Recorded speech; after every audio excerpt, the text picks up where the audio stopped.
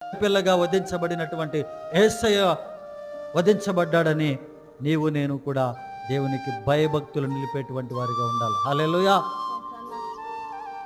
అనేక సార్లు భయపడినప్పుడు దేవుడిని మనం విడిపించాడు. అనేకమైనటువంటి భయపడిన ఆందోళన పడిన సమయంలో దేవుడు మనల్ని విడిపించాడు. ఇప్పుడు మనం ఏం చేయాలా? మనము ఇస్సాకులాగా మనము దేవుని యందు భయభక్తులు నిలిపాడు. అందుకే యాకోబు అంటున్నాడు, నా తండ్రి దేవుడు అబ్రహాము దేవుడు ఇస్సాకు భయపడిన దేవుడు అంటున్నాడు.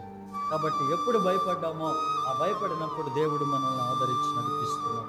కనుక ఆయన మీద మనము భయభక్తులు నిలిపించాలి.